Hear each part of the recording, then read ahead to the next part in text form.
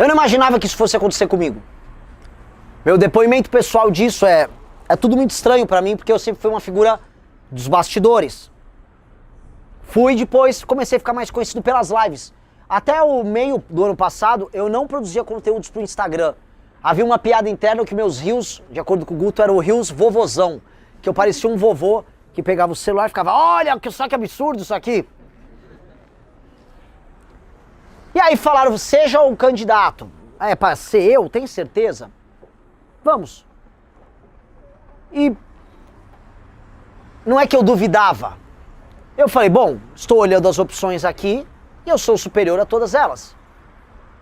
Mas nunca fui pré-candidato a nada. Meu partido não tem nenhum dinheiro em conta bancária. Foi formado no final de novembro. E meus concorrentes são multibilionários num país sem esperança. Só que tem um momento de decisão, que é um momento de chave, que você fala, mas eu vou concorrer mesmo assim. E eu acho que vocês vão encontrar uma entrevista minha na Jovem Pan, que tem um momento muito importante, que é pra mostrar isso. Eu apareci o quê? Com 1%? Sei lá. Eu era um desconhecido. Estava na entrevista na Jovem Pan, aí me pergunta, o que você acha do Zema, do Caiado? Eu falei, eles poderiam participar aí do meu governo, né? Os caras, legal. Aí o Tarcísio, né? Que aliança com o Tarcísio poderia ter? Eu acho que o Tarcísio seria um bom ministro pra mim. Aí o cara deu risada, o jornalista sério, ele deu risada. Não sei sempre que você tá rindo. Você não acha que ele seria um bom ministro? Não sei, acho que ele tem capacidade técnica de ser um bom ministro, não é engraçado. E aí o cara riu e eu falei, eu vou ganhar isso. Hoje o Tarcísio não é candidato. E pessoas falavam assim, não, mas se o Tarcísio fosse... Tarcísio não é candidato porque não era pra ser. Não era pra ser. O Tarcísio nunca poderia ser candidato porque não existe Tarcísio. Existe Tarcísio, o puxa-saco do Bolsonaro, que só é candidato se o Bolsonaro assim quiser. Então nunca houve Tarcísio. Porque Tarcísio não é líder. Tarcísio não é nada. Tarcísio é um puxa-saco que foi colocado no meu estado. É isso que é o Tarcísio. Se você não é líder de nada, você nunca vai liderar os grandes momentos. Não era pra ser ele. A elite de São Paulo, eu tive que falar pra todos eles, vocês são bobos na elite de São Paulo. Primeiro por achar que manda alguma coisa, quando quem manda na elite de São Paulo é a elite do Maranhão, a elite do Amapá, que aliás manda em todos vocês aqui também. A classe política mais torpe do Brasil, que está nos estados mais pobres do Brasil, manda em todos vocês. E falei isso pra elite de São Paulo. Vocês nunca fariam o Tarcísio candidato de nada e estavam comemorando, fazendo preço, é trade Tarcísio, não sei o quê, achando que iam controlar a família Bolsonaro. Não controlaram. Tarcísio tá aí chupando o dedo, vai ser candidato em São Paulo, e o Flávio é o candidato, porque pros Bolsonaro interessa os Bolsonaro. E mesmo com o Tarcísio eu teria concorrido, estaria hoje com esses números. Porque Tarcísio é fraco. Tarcísio não tem imaginação de um Brasil melhor. Tarcísio não faria o que nós estamos fazendo. Tarcísio não está apresentando um sonho. Tarcísio, diante de um problema da corrupção dos seus aliados, se cala, pois é homem fraco, igual o Sérgio Moro que se cala, pois é homem fraco. São todos fracos. Cadê o brabo aqui do teu estado, do Marcel Van Hatten, pra falar dos escândalos que envolvem o Flávio Bolsonaro? Ele falou? Quando apareceu o Vorcaro, ele brigou? Ele deu bronca lá, deu like nas notinhas do Partido Novo, que atacavam o Zema quando o Zema fez isso. Cadê os brabões? Não são brabos? Eles têm uns intocáveis, são os intocáveis seletivos. Se o seu intocável pega a arminha e bota verde e amarelo aqui, aí ele é o seu intocável. São eles. Todos, pra essa turma, você escolhe o ângulo que você dá pro escândalo. Eu me lembro de ter visto o Brasil Paralelo, foi fazer a história, sempre acredito, que é daqui do Rio Grande do Sul também, Brasil Paralelo. Conheça a incrível história do escândalo do Banco Master. Só contou a parte do PT. E aí eu entrei no ICL, que é dos petistas, veja como o Bolsonaro criou o escândalo do Banco Master, vão a merda. Estão todos lá, assim como estão todos no escândalo do INSS. O que não dá pra cair é nesse cinismo seletivo em que versões de histórias são contadas e ambos chamam de narrativas. Não, nós temos que trazer a nossa narrativa para a sociedade. Eu tô cagando pra narrativa. Vamos falar o que precisa ser dito. Dane-se a narrativa.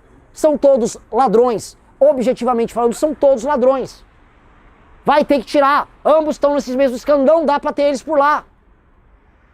Não dá pra aceitar. E uma coisa que me deixa perplexo também é que aqui que é um estado de gente aguerrida e briguenta, que briga mais do que deveria, vamos ser sinceros. Você tem 3 gaúchos numa sala, logo depois você vai ter 2 gaúchos, porque eles mataram o primeiro. É difícil. Gaúcho, ó, o que eu aprendi, gaúcho e pernambucano são adoráveis. Povos, assim, fundadores do que a gente chama de brasilidade. Dito isso, estão sempre se matando. É guerra civil com o Brasil. O tempo pode ver, o Pernambuco perdeu o estado inteiro lá. Virou uma faixinha, virou uma tripinha. Vocês também são briguentos pra caramba. Mas cadê essa briga na hora de estabelecer o projeto sério? Cadê essa energia? Aqui o Estado vai ficar submetido ao zuco? Zuco? É isso. Aí fica lá aquela esquerda anos 70, da Manuela Dávila, aquela coisa ridícula. Aquela esquerda cafona, brega, com aquelas pessoas aqueles esquerdistas, que aqui vocês têm sindicalista a dar com pau, andando com bandeirinha do PT no meio da rua, como eu vi hoje. Vocês têm coisas arcaicas perdidas aí. Mas o espírito de luta de vocês tá arrefecido. Eu vou colocar, do povo mais guerreiro do Brasil.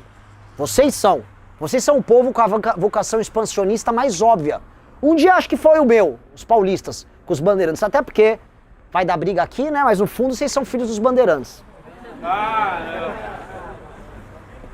Deixemos depois para os historiadores, tá? Mas errado não estou, tá?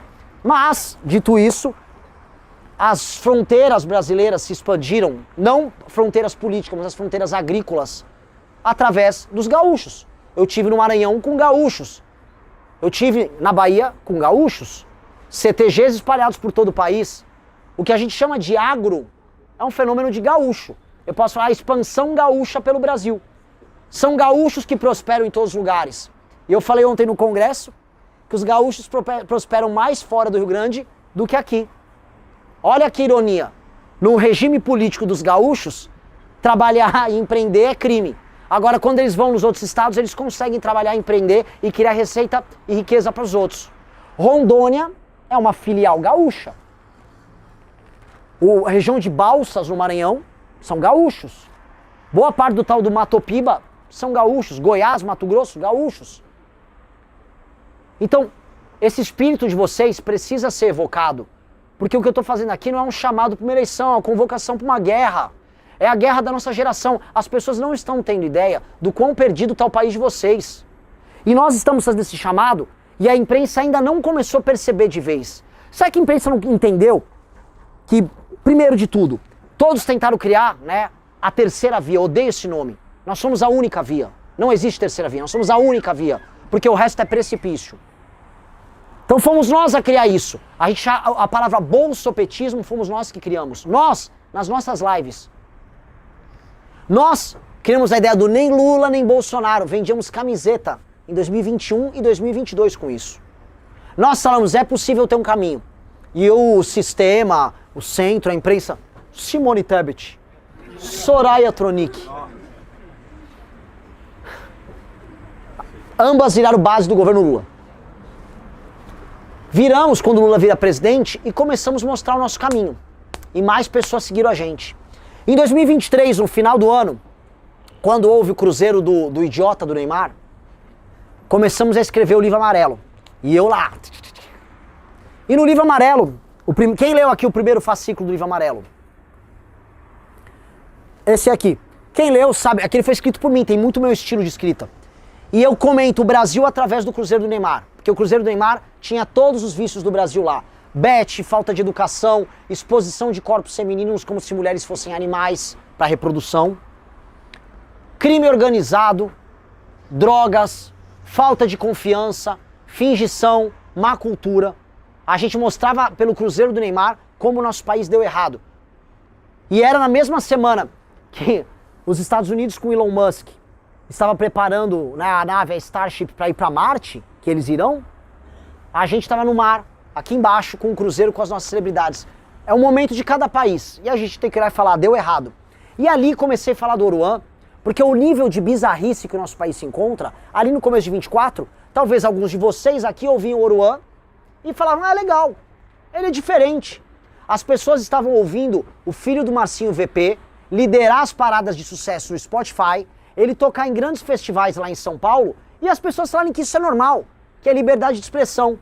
E aí nós ousamos falar, eu quero ele preso, e eu não acho que tem que ter liberdade de expressão para divulgar cartel e crime organizado. E aí uma moça, Amanda Vettorazzo, uma mulher, pegou e mais macha do que todo mundo, protocola um projeto de lei para botar para ferrar esse cara. O que aconteceu? Disso até o Oruan ser preso e depois estar como ele está hoje com pedido de cadeia, foi 1 ano e meio. O Estado brasileiro, simplesmente porque a gente reconheceu o absurdo, começa a se mover. Porque se você não move o Estado, ele se acomoda ao absurdo. Vocês entenderam qual é a lógica? O Estado brasileiro vê a favela e fala, isso aqui é parte do jogo, então eu estou aceitando. O Estado brasileiro vê a corrupção e fala, entendi, eu vou absorver uma parte disso. O Estado brasileiro é preguiçoso. Porque eu volto a colocar, não tem líder. Quando você não tem líder, não tem quem vai dar, cala a boca, vai trabalhar. Eles não sabem o que é certo e errado. E nós apontamos, é errado o filho do Marcinho VP divulgar o Comando Vermelho no Spotify. MC Pose do Rodo e todos os demais. A ponto de eu começar a arrumar briga do Neymar, porque o Neymar, camisa 10 da seleção brasileira, que você não pode falar um A que vem um monte de homem bobo, e é a real, um monte de homem bobo. Ai não, do meu Neymar não fala. Então eu não posso falar que todos os parceiros do Neymar são ligados ao PCC? Justamente em Santos, lugar em que o PCC é mais presente, não pode falar isso. Todos os principais amigos dele. E nós normalizamos isso. Que nós temos que aceitar isso. Porque ainda é tabu, tá? Eu falo, mas não vai falar do nosso Ney. Nosso Ney valida crime organizado e ele promove o crime organizado no Brasil através das suas redes sociais, divulgando criminosos lavadores de dinheiro do PCC. Esse é o maior nome brasileiro no mundo. Vocês sabem disso, né? O brasileiro mais famoso que tem é o Neymar. E eis o país que a gente vive, que normalizou isso. O país está doente. É isso. É um país profundamente doente, que só vai se recuperar com uma terapia de choque. Então a primeira terapia que a gente deu foi o do Oruan. Depois veio o Prendeu, Matou. Ué, eu não quero reabilitar ninguém. Eu acho que se você botou uma arma na cabeça de uma pessoa e você foi preso, eu não acho que eu tenho que ficar te dando curso de inglês na cadeia. Eu quero que você sofra na cadeia.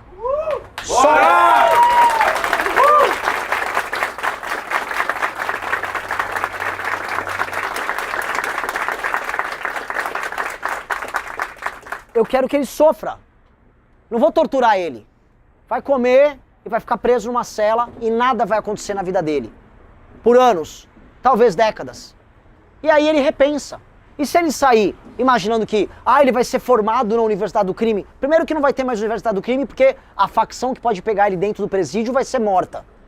E segundo que quando ele sair e tentar pensar em fazer alguma coisa, a gente já vai estar tão melhor que esse cara vai ser preso ou morto na reincidência dele. Tenho certeza que ele vai se comportar quando sair. Eu não tenho por que reabilitar ele, porque não existe meios de reabilitar a vítima. Se a vítima morre, eu não reabilito ela. Minha mãe foi alvo de 2 sequestros relâmpago. Nos anos 90, quando São Paulo era uma das 5 cidades mais inseguras do mundo e a cidade mais insegura do Brasil. Ela não sofreu um, ela sofreu 2 sequestros relâmpago. No primeiro ela estava com a minha irmã. E os 2 bandidos, minha irmã tinha 13 anos, faziam piadas de cunho sexual com a minha irmã no carro. Imagina o terror que as duas passaram. Soltaram elas, levaram o carro, tiraram o dinheiro, soltaram elas. 1 ano e meio depois, minha mãe é assaltada do mesmo jeito e queriam levar meu irmão no mesmo sequestro relâmpago. No caminho, no carro, após sacarem o dinheiro, levarem ela para uma favela, eles avisam para ela. Olha, dona, a gente vai ter que desovar você aqui. Desculpa, não é pessoal. E ela ficou o caminho inteiro imaginando que seria morta. Ela não foi morta. Eles largaram ela no meio da rua e foram embora com o carro. Ela corre para um orelhão, meu pai busca ela e nenhum bandido foi pego. Ora, eu não quero reabilitar esses caras. Eu pensei por anos, como uma criança que eu era, que eu só queria que eles morressem. Eu pensei todo tipo de tortura. Eu pensei, e se eu cegasse, deixasse surdo, deixasse mudo, arrancasse os braços, se a pessoa fosse só um cotoco? Eu pensei todas essas coisas em detalhe. Mas eu não pude fazer isso. Minha mãe ficou com muitos traumas. Ela não foi reabilitada desses traumas. Minha irmã ficou com medo. Ela não foi reabilitada do medo.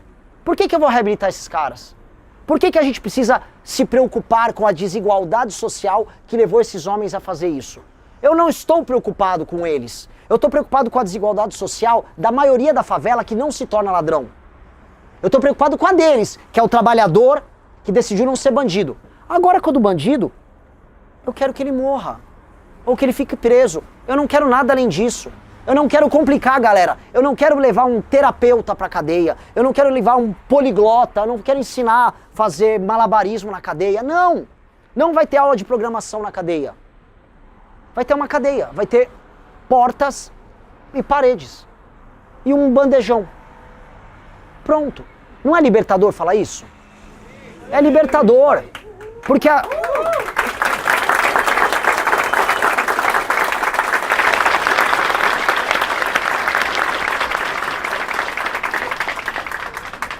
Tem uma facção aqui que chama Bala na Cara. Bala na Cara. O nome é direto. Não há muitos termos de negociação com o Bala na Cara. Né? Eles já apresentam as proposições deles no próprio nome. Olha, é bala na cara. Eu acho que a gente tem que ter a lei de Italião com bala na cara. E abrir os brigadianos aqui poderem se divertir. É isso que nós temos que entregar. Nós temos que entregar para as facções um regime de violência. Olha como é livre falar isso. Porque eu fui estudante de Direito. Eu fiz a faculdade de Direito da USP. Que, o baluarte dos direitos humanos. Lá saíram todos, que você pode imaginar. Minha faculdade teve 9 presidentes, ministro da Justiça, uma paulada. Tudo que você possa imaginar. Todo mundo veio de lá. Do Xandão a, sei lá, Rui Barbosa. E lá, então, né, direitos, reabilitação e tal. Eu quero que o legado da minha faculdade vá pra puta que pariu. Eu quero que eles se danem. Deu errado o projeto humanista brasileiro. Eu quero entregar uma guerra pro Brasil, derrotar esses caras e a gente ter lei e ordem para que aí sim os direitos humanos sejam respeitados. Só que nós também temos que ser muito duros com a elite. Porque veja, se há alguém que poderia escapar do crime, é alguém que já é rico. Mas o rico brasileiro do alto judiciário, o rico brasileiro do grande empresariado, o político, ele escolhe quase como esporte roubar. O que levava aquele Cabral, lembra dele que foi governador do Rio, a ser um maratonista da roubalheira? Por que eu chamo de maratonista? Porque ele está percorrendo quilômetros que ele já não precisava percorrer só pelo esporte. Então teve uma vez que ele recebeu um pagamento de propina como uma academia. Então levantaram um monte de equipamento de academia e colocaram num galpão para ele e falou, beleza, recebi. Ele não precisava disso. Ele já era multimilionário na roubalheira. Aí começaram a mandar coisas em ouro para ele. O que eu chamo de roubo esporte, ou roubo arte. Que é igual futebol arte, que não precisa ser objetivo, tem que ser bonito. O cara faz o escândalo de corrupção só pra soar legal. Né? Esse aqui eu vou, mano, esse aqui vai ser uma pintura. Esse foi o Cabral. Agora, os escândalos do Master não vão nessa linha? A coisa é absurda. Vou contratar o Coldplay pro show da minha namorada. Vou comprar todo mundo pra uma degustação de uísque na Inglaterra com prostitutas ucranianas. E os caras vão. Essa elite não dá pra negar que nós temos que ser cruéis com ela também. Porque eles, volta a colocar, eles tinham escolha. Eles poderiam ser felizes com uma grana séria e honesta que eles recebem, mas eles não aceitam isso. Eles não aceitam. Hoje, esses caras, e essa é a parte mais desesperadora, esses caras do Centrão já estão se apropriando das áreas onde haverá a exploração de terras raras. Eles já sabem onde tem, eles já estão comprando. Houve um leilão agora de energia elétrica, que a turma da JBS Friboi, que a turma do BTG levou vantagem. Há um loteamento e um saqueamento do Brasil. É um saque que está rolando. E esses caras estão tocando a usina de carvão aqui, usina termoelétrica aqui no estado de vocês. Vocês sabem quem é o dono dela? Parente de quem? Do Kassab. Por quê? O irmão, ou primo, do Kassab, eu vou ter uma termoelétrica justamente no setor em que o Centrão e o Partido Kassab atuam muito. Que coincidência, né? É aquelas coincidências igual mulher de deputado ou de governador que vira ministra de Tribunal de Contas do Estado. Elas têm uma vocação para cuidar da auditoria das contas públicas que é impressionante. Ela casa com um ladrão e depois ela vai auditar as contas. Por que essa vocação? Isso tem que acabar. Esse é o modelo de país em que essa elite porca tem que acabar. E nós estamos abandonados. Eu volto a colocar, não mais em termos eleitorais eu estou falando. Eu estou falando como país. A gente não pode contar com boa parte da elite, com a maioria da elite. A gente não conta com o judiciário. A gente não conta com ninguém na política. Dentre os influenciadores, artistas, praticamente nada. Militares, estão ligando para alguma coisa? Qual a preocupação dos militares brasileiros com a tomada do nosso território pelo crime organizado? Nada. Não falam nada. Me lembro, conversando, fui ter uma reunião num desses círculos militares no Rio de Janeiro. E aí, pra chegar lá, o militar que foi ter uma reunião comigo, ele precisava desviar da favela, porque ele não queria ser assaltado. E aí ele chegou pra ele, nossa, não, é sempre um perigo, se o motorista erra o caminho aqui, você cai numa favela, né? Aí eu lembro que a função principal das Forças Armadas do Brasil é zelar pelo território brasileiro.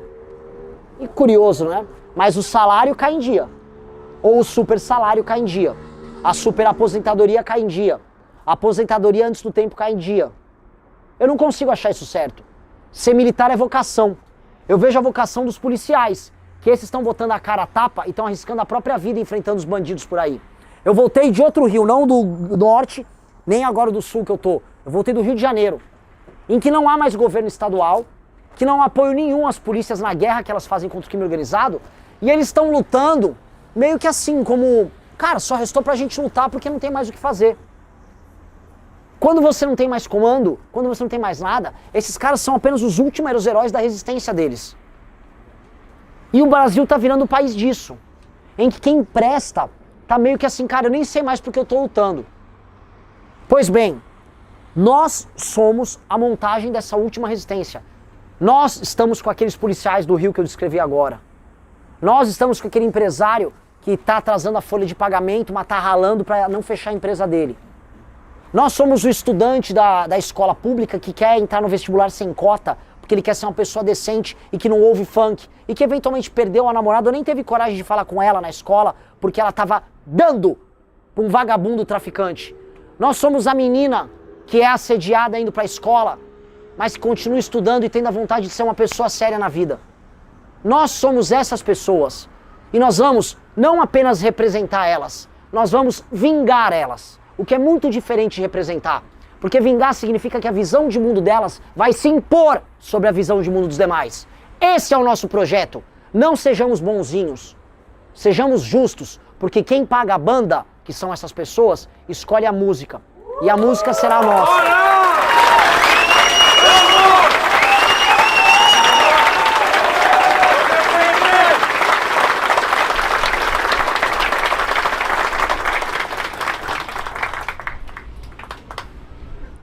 Eu gosto muito desses discursos. Não, porque é tudo improvisado aqui, né? Eu só falo realmente o que eu acho e eles nunca são iguais de cidade para cidade, né? Então eu acho que a gente vai ter depois um acervo e eu acho que esse papo aqui com vocês ficou muito legal. De verdade ficou legal porque eu acho que é representativo do momento nosso, sabe? E o Brasil tá passando por um momento muito ruim, em que todo mundo ficou muito cínico e que ninguém acredita em mais nada. E o fato da nossa turma estar acreditando muito destoa de tudo que está acontecendo. Porque parece não fazer sentido para os demais. Parece que é tipo, mas tem certeza? Vocês realmente estão se importando tanto com isso? Sim, nós estamos. Nós temos pressa. E muita pressa. E outra coisa, nós precisamos fazer as coisas acontecerem.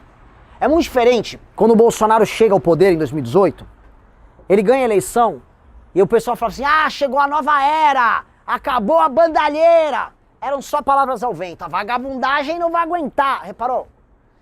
Quando ele entra no poder, ele não sabia o que fazer. Ele não tinha projeto. E ele achou que, sabe qual era o projeto? Era ele estar no poder. Quando você é um projeto de poder vazio, o projeto de poder é você. E toda a luta de um bolsonarista não é sobre implementar uma agenda. Porque se vocês perguntarem pro bolsonarista qual é a agenda deles, eles mais não sabem. Eles vão fazer coisas etéreas. Eu tô defendendo a família. Eu tô vendo a família deles se defendendo em público aí. Tô vendo a defesa de família dessa gente. A gente não liga pra família de maneira alguma. Basta ver as votações do senhor Flávio no PL da misoginia, que é um PL que acaba com o surgimento de novas famílias, que fratura de vez a relação entre homem e mulher. E ele disse que votou a favor de um projeto que interfere de maneira negativa na vida de todos, porque ele não quer perder voto. Ah, que beleza, né? É um patriota. Né? Isso é um homem de nível, isso é um homem cuja coragem, cuja liderança inspira milhões. O bolsonarista não tem projeto. Então quando você percebe porque eles têm raiva do Xandão, não é porque o Xandão é autoritário.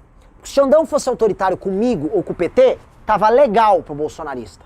Se o Xandão caçasse a liberdade de expressão de qualquer adversário, tava tudo bem. É porque ele era um problema pro Bolsonaro. E que pro bolsonarista, todas as histórias são sobre o Bolsonaro ficar no poder. Reparem, tudo. Quando o Bolsonaro convocou aquela manifestação de 7 de setembro de 2021, qual era o mote? Quem lembra? Mote da manifestação. Eu autorizo. Se autorizava o Bolsonaro a dar um golpe para ele ficar no poder. As próprias reivindicações eram sobre permanência do Bolsonaro no poder, porque a coisa que interessa para eles é ter o Bolsonaro no poder, e não o que você vai fazer quando você tem o poder. O lulista e o petista, se um dia teve um projeto, o projeto deu errado. Aí virou um chavão que é dar cerveja de picanha. Não deu cerveja de picanha. Sobrou dar um botijão de gás para cozinhar uma coisa que não é uma picanha e dar uma energia elétrica, jogando na CDE de todo mundo que paga a conta. E hoje a conta de luz no Brasil está ficando insuportável para pagar. Hoje virou um problema pagar a conta de luz. Conta de luz aqui já passa a virar um luxo você conseguir usar um ar-condicionado. Em alguns lugares, no Pará, que se eu não me engano tem a conta de luz mais alta do Brasil, já é luxo. Luxo. Que a conta de luz é tão alta que você... Cara, banho de 10 minutos hoje. Mano, pai tá louco hoje, velho. Vai gastar. É esse o Brasil que a gente tá vivendo. Esse é o Brasil do projeto do PT. Projeto falido, desgraçado. E o que diferencia a nossa geração, para colocar, é a pressa e não a vontade do Renan estar lá. Eu não vou estar lá como enrolado numa bandeira do Brasil, chorando. Oh! No máximo que eu vou fazer em período de lazer é um churrasco. Uma arte que eu posso dar aula para vocês. Podem vaiar. E vou tocar as músicas da minha banda. É isso que me resta. Não estou afim de ficar fazendo grandes brasilidades e abraçar um cachorro caramelo. O resto do tempo é guerra, é aprovação de reforma, é tornar o Brasil um país sério e fazer tudo acontecer muito rápido. É por isso que você tem que ter um plano. E não é sobre Renan, é sobre o plano. É sobre o plano. É sobre o nosso plano para destruir o crime organizado. É sobre o plano para reformar a economia do Brasil. É sobre o plano para integrar as regiões brasileiras e fazer com que haja crescimento econômico nas regiões mais pobres, para a gente destravar vocês aqui. Imagina o Sul, Sudeste pagando menos imposto, porque o Norte e Nordeste está autossuficiente. Imagina como a vida de vocês vai ficar maravilhosa. Só o meu estado, São Paulo, são mais de 500 bilhões que todo ano podiam entrar no caixa. Que deixe metade para o governo federal. 250, 300 bilhões de arrecadação que ficaria a mais em São Paulo. O que isso não representaria em termos de infraestrutura? Agora imagina vocês que estão no estado de precariedade humilhante, que já foram o terceiro estado do Brasil, hoje na região sul já foram ultrapassados pelo Paraná e que hoje vê a própria população migrando para Santa Catarina. Sendo vocês próprios os mais criativos, os mais inventivos e os que já foram mais desenvolvidos da região sul. Vocês sabem disso. Há uma corrida histórica que foi perdida aqui no estado, muito por decisões estúpidas de vocês, essas brigas que vêm desde dos Chimango e Maragato e vêm até hoje, e essa impossibilidade de construir coesão num projeto sério. E esse é um problema gaúcho, que aí eu deixo pro nosso time aqui responder. O que eu preciso é das tropas, não sei se é dos vermelhos ou dos brancos, né? Se vai vir Chimango ou Maragato comigo, eu sei que eu preciso que os gaúchos venham. E venham logo, que eu preciso ganhar a eleição com vocês. Preciso ganhar a eleição junto com vocês. Preciso tirar voto do Lula e do Flávio aqui, para irmos logo pro segundo turno. Eu reparei que um dos candidatos deles, a governador, já está enchendo o saco de um dos nossos candidatos. Misteriosamente quer conversar. Esses caras têm tracking. Esses caras, eu não tenho, no Rio Grande do Sul, menos de 10%. Não tenho.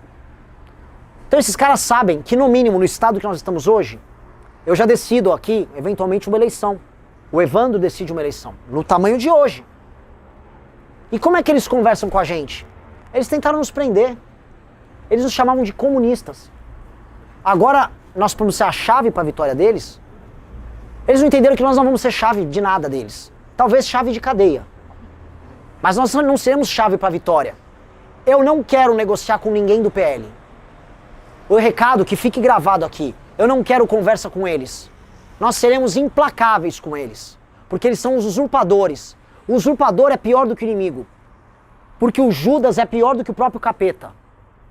O traidor é o pior de todos. A direita bolsonarista, eles são o traidor. Eles são as pessoas que roubaram a nossa revolução e transformaram isso em views, likes e cargos para se prostituírem lá em Brasília como covardes, como fracos. tendo como símbolo maior Nicolas Ferreira, que é uma influenciadora. Olha lá, que tá agora lá curtindo a Copa. É essa gente que nos usurpou e que nós seremos implacáveis. E eles já perceberam isso. E vocês sabem qual é o caminho deles, da maior parte deles. Vão se submeter. Porque o rato se submete, não vamos precisar nem brigar. Eles virão até nós. E nós colocaremos eles no final da nossa fila. Na nossa base. Nunca comandando, nunca liderando. Porque líderes somos nós. Líderes somos nós. E eu tô aqui para formar líderes. Eu aprendi, seja com meu pai, aprendi seja na minha família, aprendi sendo capitão do time de futebol na minha classe, mesmo não sendo um grande jogador de futebol. Aprendi montando partido político na minha faculdade, aprendi a falar, sou um líder, sempre quis ser. E eu quero que todos vocês sejam também. Porque para fazer as coisas acontecerem e rápido, nós temos que ter acima de tudo liderança. Quando você tem liderança, você move as coisas. Ontem lá no congresso eu falei sobre vontade, o poder da vontade. A única coisa que resta para o homem no fim é a vontade. É a única coisa. É a única coisa inerentemente humana que se explica por um ato de apontar um caminho e ir para uma direção, mesmo quando ela não é racional, quando às vezes ela não faz sentido. A vontade é um poder que muda tudo. E os melhores exercem sua vontade e mudam o mundo por conta da sua vontade. É por isso que a história não é a história marxista, a história mecânica, a história que a gente aprende na escola dos ciclos econômicos. Que tem um ciclo econômico que você está sempre dependendo dele. Ó, tô aqui no Brasil, imagina você, tá? Brasil colonial, aí você, sei lá, você mora na São Vicente, lá na capitania. Ô, o que você tá fazendo? Tô no ciclo da cana. Tem aqui o ciclo da cana e eu tô aqui vítima do ciclo da cana. Não era isso que estava acontecendo. Lá na capitania de São Vicente, o pessoal estava invadindo ali o Tratado de Tordesilhas, estava com os bandeirantes criando caminhos, eles estavam seguindo a vontade deles. E essa vontade construiu o Brasil com o tamanho que ele tem. Aqui não era um lugar levado a sério pela colônia. Haviam as missões no interior. Aqui vocês brigaram com os castelhanos para firmar uma identidade lusófona primeiro, mas portuguesa e depois brasileira aqui, pelo ato de vontade de vocês. E é a vontade que faz as coisas. Então nós temos que exercer a nossa vontade. E a nossa vontade está expressa no nosso projeto. E se a nossa imaginação é comum, se a gente concorda com isso, é só a vontade que vai vencer. E nós temos que aproveitar o momento em que a vontade dos outros está lá embaixo. Nossos adversários não acreditam neles próprios. E quando eles não acreditam, eles perdem. É a nossa vez. Então, muito obrigado, amigos. Valeu.